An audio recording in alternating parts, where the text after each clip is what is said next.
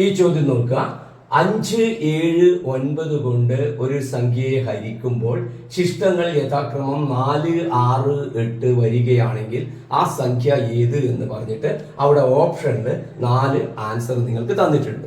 അപ്പൊ 5, 7, 9 കൊണ്ട് ഡിവൈഡ് ചെയ്യുമ്പോൾ 5 കൊണ്ട് ഡിവൈഡ് ചെയ്യുമ്പോൾ 4, 7 കൊണ്ട് ഡിവൈഡ് ചെയ്യുമ്പോൾ 6, 9 കൊണ്ട് ഡിവൈഡ് ചെയ്യുമ്പോൾ 8 റിമൈൻഡർ ശിഷ്ടം വരുന്ന ഏറ്റവും ചെറിയ സംഖ്യ ഏത് എന്നുള്ളതാണ് കണ്ടുപിടിക്കേണ്ടത്. അത് കണ്ടുപിടിക്കാനുള്ള വഴി ഏതാണെന്നാണ് ഞാൻ ഇവിടെ പറഞ്ഞു തരുന്നത്.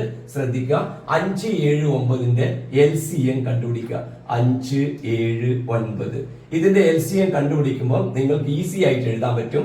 ഇവിടെ ഇതിനും കോമൺ ആയിട്ട് ഒന്നും ഒഴിച്ച് വേറെ നമ്പർ ഇല്ല. ഇവിടെയും പൊതുവായിട്ട് മറ്റു നമ്പറുകളില്ല. അതുകൊണ്ട് LCM കണ്ടുപിടിക്കാൻ അങ്ങനെയുള്ള നമ്പേഴ്സ് ആകുന്ന സമയത്ത് 5 × 7 × 9 എന്ന് എഴുതിയാൽ മതി. അപ്പോ 5, 7, 35. 35ന് നമ്മൾ 9 കൊണ്ട് ഗുണിച്ചാല് നമുക്ക് 315 എന്ന് പറയുന്ന നമ്പർ നമുക്ക് LCM കിട്ടും. അപ്പോ ഇത് നിങ്ങൾക്ക് മിക്ക ആളുകൾക്ക് കണ്ടുപിടിക്കാൻ കഴിയുന്ന കാര്യമാണ്. ഇനിയാണ് ട്വിസ്റ്റ് വരുന്നത്. 5 കൊണ്ട് ഹരിക്കുമ്പോൾ 4, 7നെ കൊണ്ട് ഡിവൈഡ് ചെയ്യുമ്പോൾ 6, 9നെ കൊണ്ട് ഡിവൈഡ് ചെയ്യുമ്പോൾ 8. ഈ തരത്തിലുള്ള ചോദ്യം വരുമ്പോൾ ചോദ്യത്തിന് പ്രത്യേകതയുണ്ട് എന്ന് നിങ്ങൾ ആദ്യം മനസ്സിലാക്കുക. എന്താണ് പ്രത്യേകത നോക്കൂ. ഈ 5ഉം ഈ റിമൈൻഡറും 5 കൊണ്ട് ഹരിക്കുമ്പോൾ 4 ശിഷ്ടം വരുന്നു.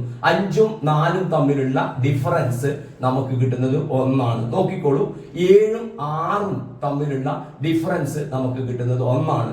ഈ 9ഉം 8ഉം തമ്മിലുള്ള ഡിഫറൻസ് നമുക്ക് കിട്ടുന്നത് 1 ആണ്. അപ്പൊ ഇങ്ങനെയുള്ള ചോദ്യങ്ങളുടെ ആൻസർ കണ്ടുപിടിക്കുമ്പോൾ ഈ തന്നിരിക്കുന്ന ഒന്നിലധികം ശിഷ്ടങ്ങൾ തന്നാല് അവയും ഈ ഹരിക്കുന്ന നമ്പറും തമ്മിലുള്ള വ്യത്യാസം എപ്പോഴും കോൺസ്റ്റന്റ് ആയിരിക്കും. എപ്പോഴും സ്ഥിരമായിട്ടുള്ള സെയിം ആയിട്ടുള്ള നമ്പറുകൾ ആയിരിക്കും. അത് നിങ്ങൾ ഓർത്തു വെക്കുക. ആ നമ്പറിനെയാണ് നമുക്ക് ഇനി ആവശ്യം. ഈ ഡിഫറൻസ് ആയിട്ടുള്ള നമ്പറിനാണ് ആവശ്യം. ഈ LCMത്തിൽ നിന്ന് ശ്രദ്ധിക്കുക.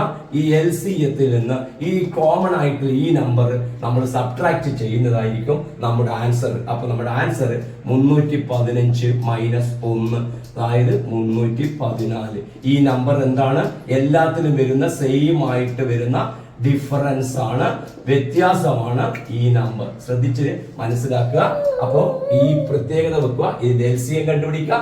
LCMത്തിൽ നിന്ന് ഈ ഡിഫറൻസ് നമ്മൾ എന്ത് ചെയ്യുക? കിട്ടിയെന്ന് കുറച്ച് കഴിഞ്ഞാൽ നമ്മുടെ ആൻസർ ആയി. ഓക്കെ.